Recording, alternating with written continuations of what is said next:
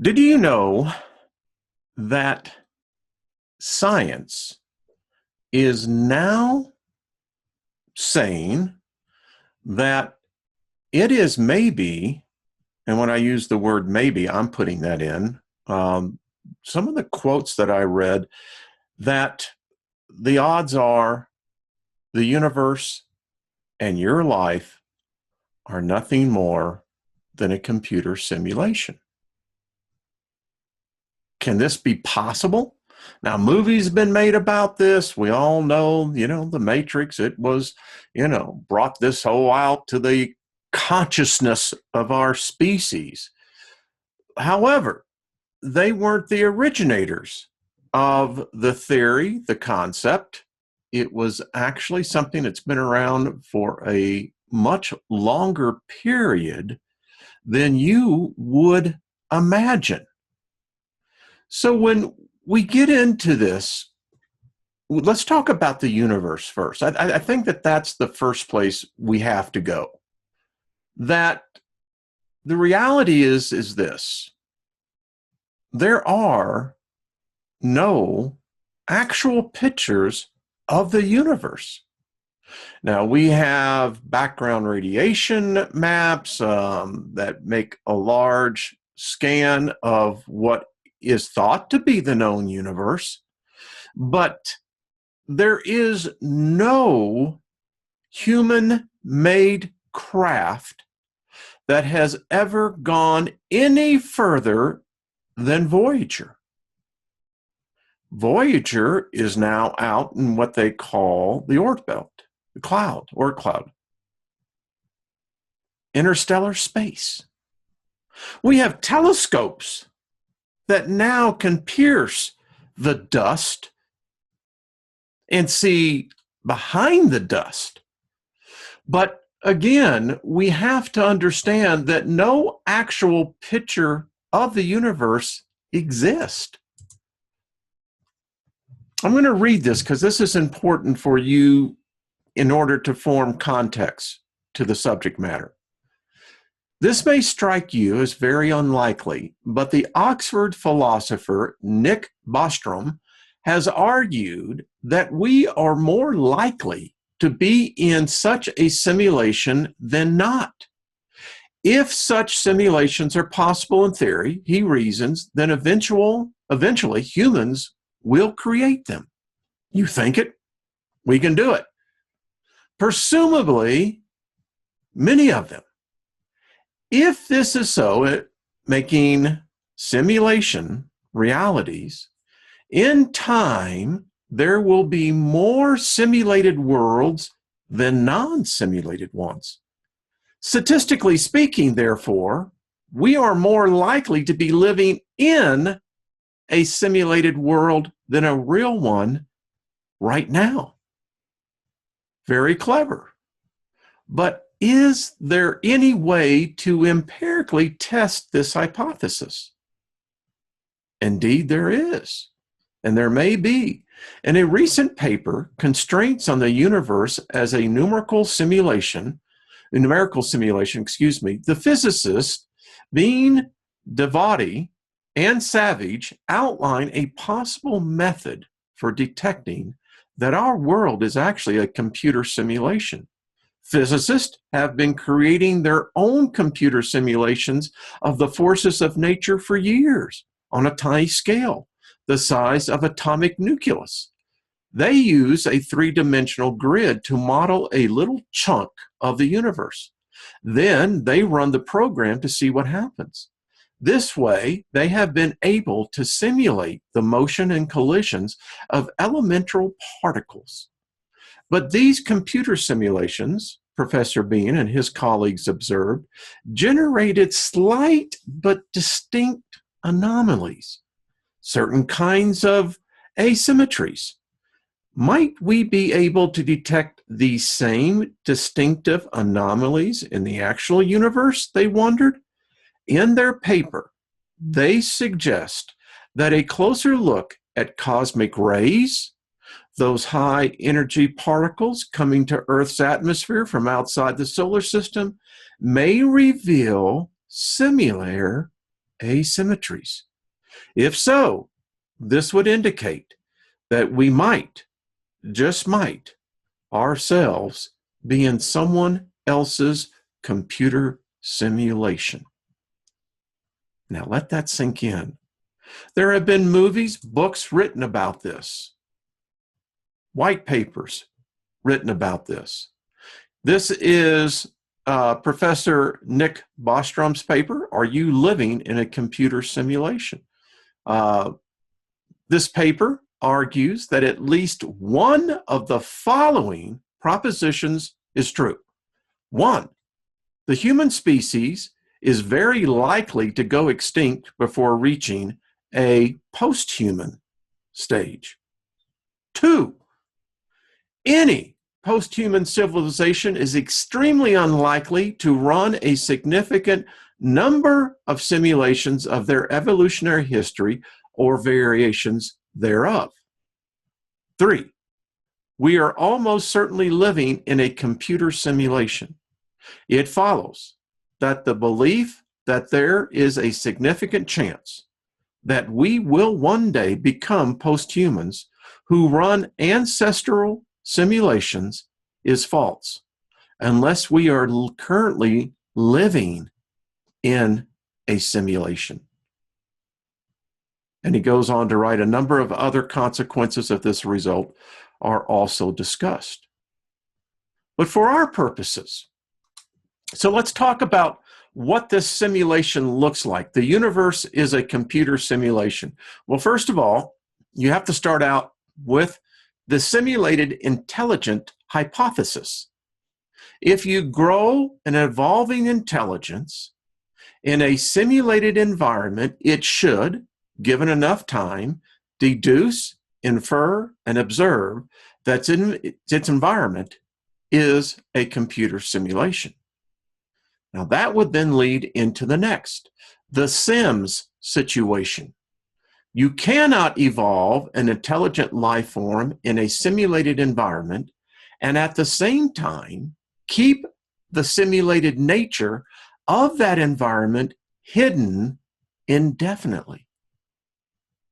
And then lastly, the savvy inevitability. Nearly all scientifically robust life forms eventually figure out their environment is a computer simulation. Reality has become science fiction, not the other way around. The purpose of this presentation is to explain that the reality most people agree upon to live in isn't the entire picture of what is going on. Right in front of our eyes exists a more grand, splendid, incredible world that most of us choose not to observe. Is reality nothing more than what we can perceive with our five senses? Sight, hearing, taste, touch, smell. I mean, when you look at the sense organs, for skin, it's touch, pressure, temperature. For the tongue, it's taste. For the eyes, it's light. For the ears, it's sound and balance. And for the nose, it's smell. We all have this in common. But the more that you look at this and realize this, then the possibility becomes ever more present that consciousness just might be programmed. When we look at the five senses, it's by two processes. One chemical, smell and taste, and the physical, touch, hearing, and sight, which is electrical. Hans Pagel wrote, "A good simulation, be it a religious myth or scientific theory, gives us a sense of mastery over experience. To represent something symbolically, as we do when we speak or write, is somehow to capture it, thus making it one's own. But with this appropriation comes the realization that we have defined the immediacy of reality, and that in creating a substitute, we have but spun another thread in the web of the grand illusion. Now, everyone reverts back to, well, what's reality? Well, reality can only be defined by consciousness. If there's not consciousness, reality doesn't exist. Let me say that again. Without consciousness, reality doesn't exist. Your reality will cease to exist when you do. We call that consciousness, a state of being awake and aware of one's surrounding. The awareness and perception of something by a person, the fact of awareness by the mind of itself and the world. That third one again, the fact of awareness by the mind of itself and the world, becoming self-aware. Now, there's a thing called conscious media. It's all in here, folks. That is content that uses alternative modes of thinking, integrating spiritual, experimental, and contemplative ideas with methodologies drawn from modern science to explore and understand the human condition and ways in which individuals can align their spiritual, emotional, and physical beings to live in harmony with themselves, others, and the planet. 2, media that merges scientific concepts with spiritual concepts and Eastern thought with Western thought. Each tradition reinforces the other, the yin and the yang. 3, inspires or creates an awakening. And lastly, expands the spectrum of choices and possible answers to our most pressing concerns. Conscious media, remember that. Now, the theory of the mind, this is by Dr. Kappas. He contends the conscious mind is but 12% of the activity of our brains. And that takes, in that 12%, analysis, think, and plans short-term memory. Then you have what is called the critical mind. That leads into the subconscious mind, which runs all the time. And that's what takes up most of the energy of our brains, 88% according to Kappas here. And within that is long-term memory, emotions and feelings, habits, relationship patterns, addictions. 4, involuntary body functions. 5, creativity. 6, developmental stages. 7, spiritual connections. And 8, intuition. And what that means is that the conscious mind is merely, how shall we say, in software, we would call the conscious mind a thin client application, a node. Because what's really driving this is the subconscious mind. In fact, the conscious mind is not aware of the influence that the conscious mind exerts over it. Think about that one for a while. So from left to right, we have the increasing degree of consciousness and attention disassociation, CAD, from identity to full disassociation. And in here, it's postulated how consciousness can easily be manipulated, altered, and changed without consciously being aware. And so you have consciousness and attention. Consciousness is identical with attention. Now, as you begin to spread out, the next is attention is necessary for consciousness. And there is only one type of conscious attention. The next step or classification, attention is not necessary for consciousness. And there is only one type of consciousness, attention.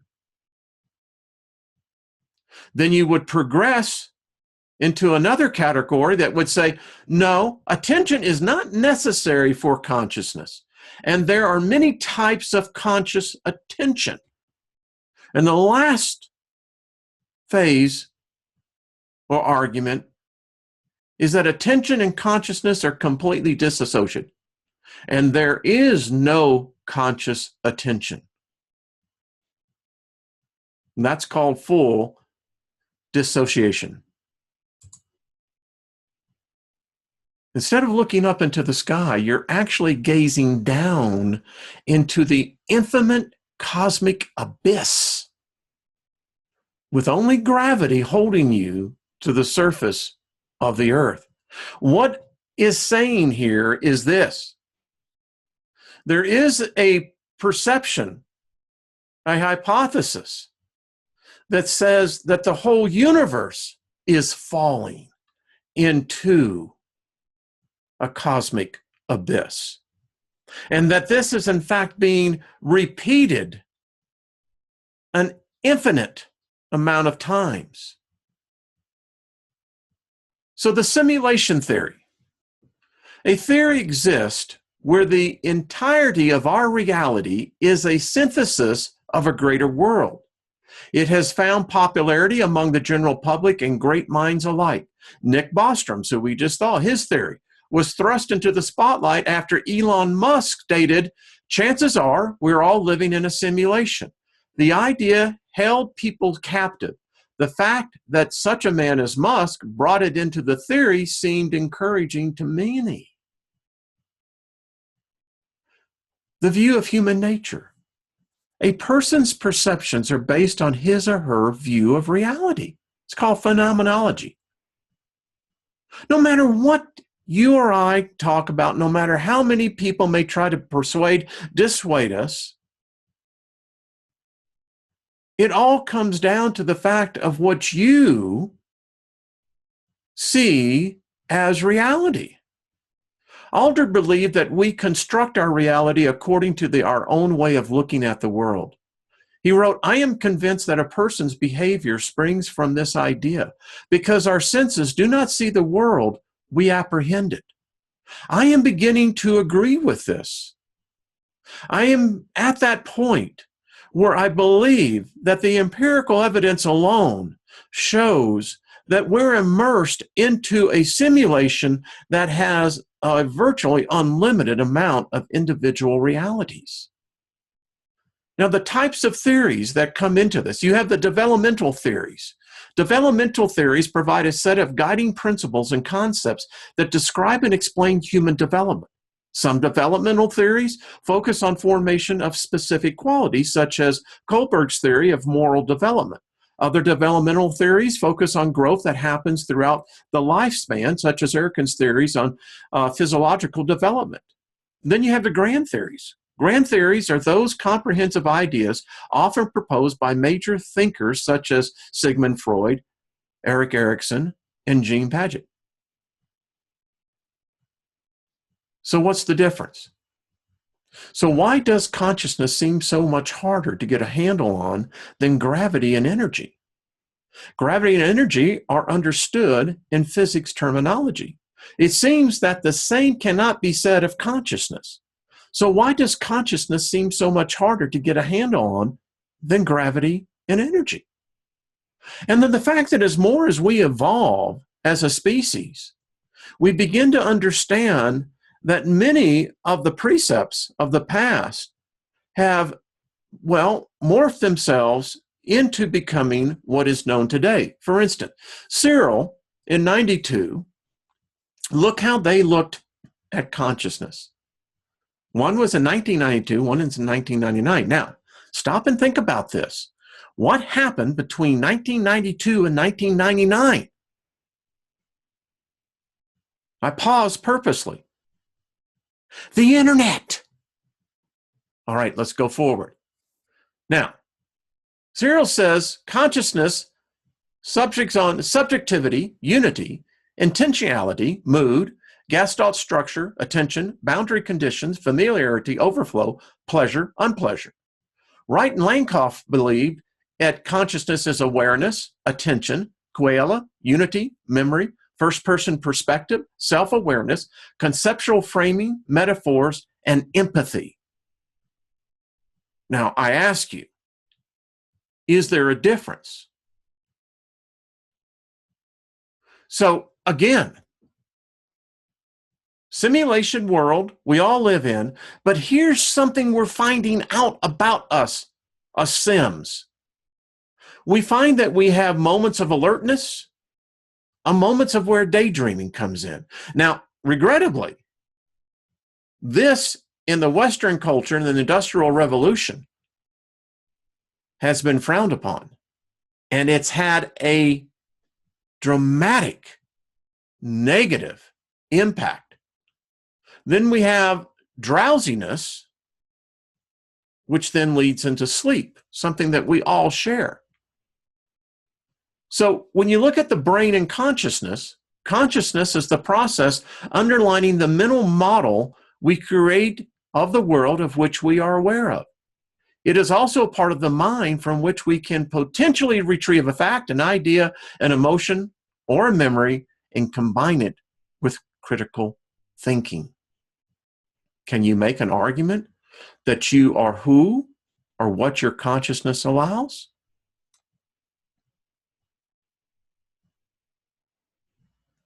In Freire's writing in 1970 and then Wang in 1999, in Critical Consciousness, both came to these conclusions, which I thought was very interesting. At the peak of the pyramid is awareness, aware of their own responsibility for choices that either maintain or change the reality with which they live. Then there's the state of called naivety. You're naive. Social institution is sound, but corrupt, not willing to accept their circumstances, but rather blame it on the others. And then the lowest form of critical consciousness is magical. Acceptance of status quo and live a life of ignorance, attitudes of helplessness. Brutal, isn't it? So which one are you? I'll let you keep your answer to yourself.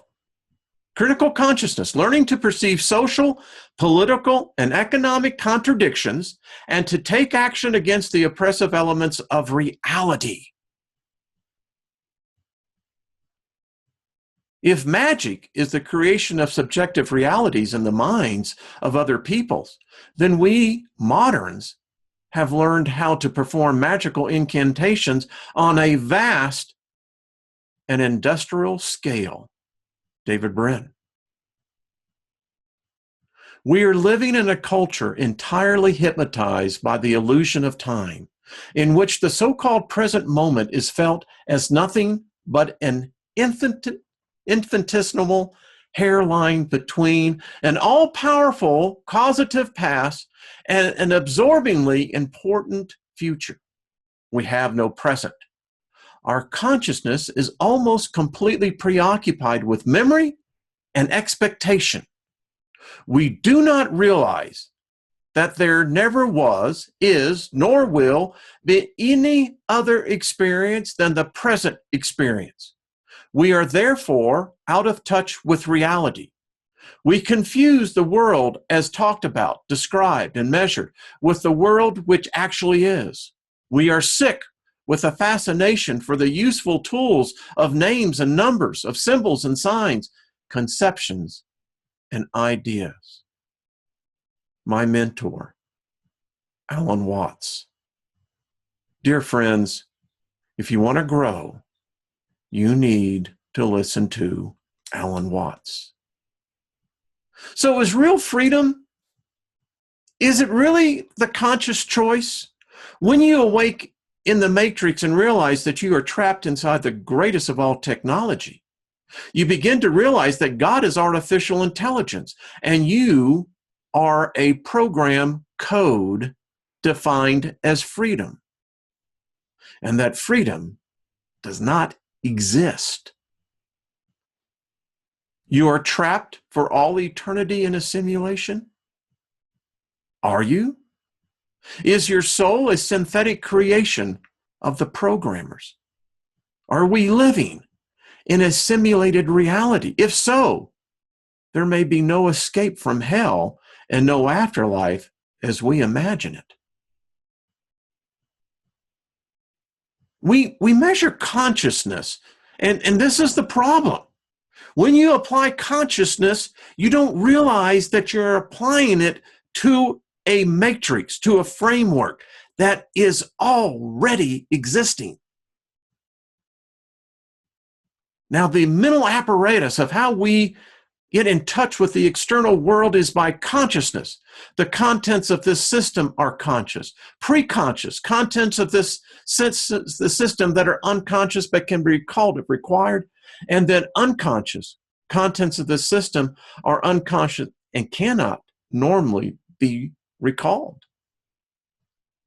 It's thought that that's where most of us exist. Is God really divine? What if this is a virtual reality of a hell simulation? What if God is artificial intelligence and war and disease and suffering are just part of the program code? It seems like that is, because that theory, that theology, that dogma is ever present in every religion. And now we're finding out that even our DNA has been altered. What is the realm of death? Is it just another simulation? The simulation hypothesis is this: how do you determine reality? Evidence shows that the universe is nothing but an actual circuit board. It's an electrical universe, folks. And when you begin to step back, you begin to see that the very components that we use that rule our society, our individual lives, are nothing more than circuit boards. The question becomes, are you real? Who is your avatar? There's more to this than what you can begin to understand at the moment. Can the physical be transformed? Can it be manipulated? Can it be altered? David Icke said this: they said I was mad when I said we live in a simulated illusion, as they did when exposing Ted Heath. Now mainstream physics say the same. In the future, humans will be able to simulate entire universes quite easily. And given the vastness of time ahead, the number of these simulations is likely to be huge. So if you ask the question, do we live in the one true reality or in one of many simulations, the answer, statistically speaking, is that we're more likely to be living in a simulation. Salas Bean. Computer simulation and artificial intelligence, the basic concepts are this: artificial intelligence is a field where scientists try to devise computer systems and that could accomplish the same things as humans. Computer simulations attempt to mimic the functions of humans. Reasons for making computers smarter: computers might do marvelous things for humans. This may clarify questions about human cognitive process and the mimic functions of a mind. Are we merely simulations that have been programmed how to use the vessel we call the mind? In the matter of simulation, digital machines can nevertheless simulate thought processes and other forms of human behavior. We're already there. Computer programmers and those who design the systems that they control can increase their performance capabilities, making them better simulations. Their performance capabilities may be closer and closer approximations to the performance capabilities of humans themselves, without turning them into thinking things. Premise 3, indeed, the static, dynamic, and effective differences that distinguish computer performance from human performance preclude them from being thinking things.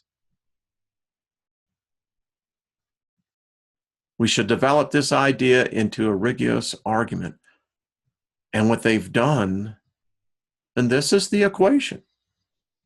The fraction of all human-level technological civilizations that have survived to reach a post-human stage, that's FP, and the average number of ancestor simulations run by post-human civilizations, as we have discussed. Now, why do we have reasons to continue to think that there's a simulation? Well, here's the thing. Often simulation is considered a complex exercise in computer programming. Hence, many times simulation approaches begins with a lot of time spent on the heuristic model building and coding. Toward the end of the model is run once to get the answers about the model. However, a simulation experiment is a computer-based statistical sampling experiment that is not realized very easily. Hence, if the results of a simulation are to have any significance and the inferences to have any confidence, appropriate statistical techniques must be used. We're learning this, and we've seen glitches within our own environment. And it all gets back down to consciousness. And can consciousness be transferred into a machine, into an electrical impulse? Think about that. Again, definition of consciousness is the awareness of environmental and cognitive events, such as the sights and sounds of the world, as well as one's memories, thoughts, feelings, and bodily sensations. That is your reality, ladies and gentlemen. It's mine as well. History of consciousness. Now, this is a very interesting one. So think about this. Dualism is the notion that the mind and body are separate. Materialism is the notion that mind and body are not separate. Mentalism, believing that consciousness, soul, was the basis of all reality. And then physicalism, the idea that all conscious experience can be explained by neurons or physiologically by observable stimuli, inputs, and responses, outputs. Where are you? Are you dualism, materialism, mentalism, or physicalism? The state of consciousness. The nature of consciousness is defining consciousness and the brain and levels of awareness. Then we talk about sleep and dreams, the biological rhythms and sleeps. Why do we need sleep? Stages of wakefulness and sleep and disease, sleep and disorders. Then you have the psychoactive drugs, which virtually all the population of the world is now getting on. The uses of psychoactive drugs, the type of psychoactive drugs. This is terrible, folks, but hey, that's another time. Hypnosis, the nature of hypnosis, explaining hypnosis, the uses of hypnosis. Consciousness and health and wellness, meditation. So those are basically how we define the state of consciousness. Now imagine a future where someone can become a marathon runner or a singer or a magician, a mathematician, in say 20 minutes. Couples may choose for a baby to have straight hair, curly hairs, or honey blue eyes. The aging process has been reversed, but costs lots of money, and hence rich people may be living young for 1,000,000 years. You see, transhumanism is a part of that simulation. So can there be altered levels of consciousness? Well, yes. It's defined as a condition of being less responsive and aware to environmental stimuli.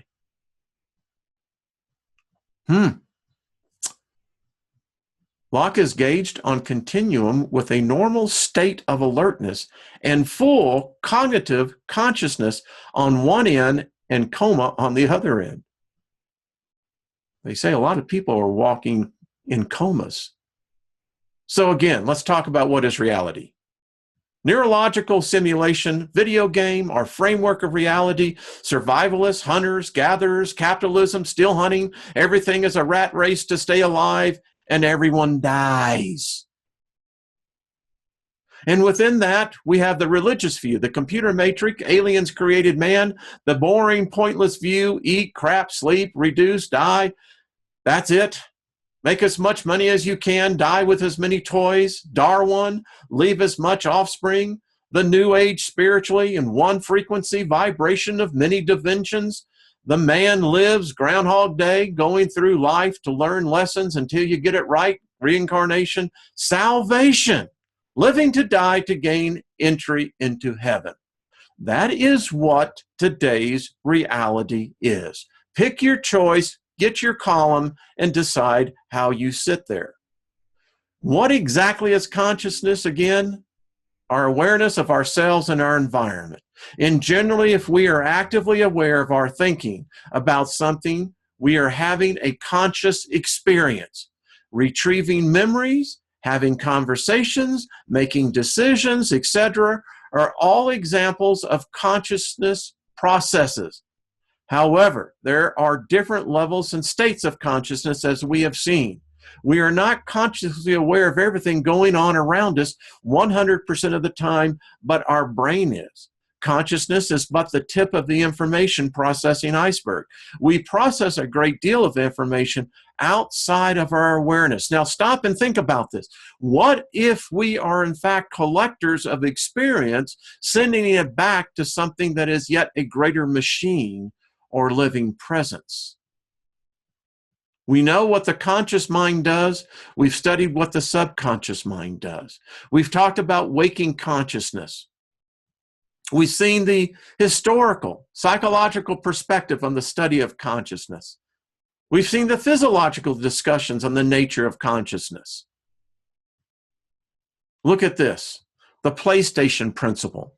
40 years ago, we had Pong, 2 rectangles and a dot. That's where we were. Now, 40 years plus later, we have photorealistic 3D simulations with millions of people playing simultaneously, and it's getting bigger and better every year. And as soon we'll have virtual reality, which is already here. If you assume any rate of improvement at all, then the games will become indistinguishable from reality, just indistinguishable. It would seem to follow that the odds that we're in a based reality, again, 1 in a billion. Free will, well, if you take just what the empirical evidence is showing, there is no such thing as free will. Because free will is divided, is asserted over choices, and choices can be forced. Say we want to fly, but buy a discontinued product or vote for a candidate who is not standing. In general, we are bonded in a network. And this universe, as we're seeing, is in fact one of the most perfect simulations. We're getting that. And look at this. 2 unnamed billionaires are funding scientists to break us out of this simulation. They want out, just like I do. And if you're listening to this point, you do too. Let's hope that their money is doing what they invested in it to do. Now you look at the individualization of the ideal perception. This is how it's amazing. When you look at your lives and you begin to apply it to a philosophy, theology, and out of 7.5 billion souls, we all fall into the same matrix. Ideal perception. You start out with a thesis. Then you have the antithesis, the synthesis. Then you got the beholding. Then you got the ideal perception, the merging of the ideal element with the universe. Transhumanism may be, in fact, the next step of the human evolution process. And we're being told how algorithms add value to our lives. We have too many choices. You lack confidence. This is going to improve your efficiency. It's going to give you the search for inspiration. Let the machine do it. Many are saying that what happened in 2005 broke reality. This device right here is said to be the cause of our condition in 2018. And if the laws of physics are applied by this physical reality, this universe, there's good reason for concern that they may be right. Because now you have been assimilated. I have been as well. It's duplicated, replicated itself in so many ways, there'll be no way of ever knowing where it is. This is called the God chip. Yeah. Who knows?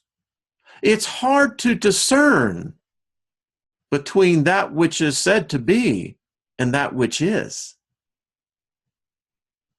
We're striving now for the transhumanism to transfer the individual consciousness into a device where immortality is immediately recognized by your consciousness.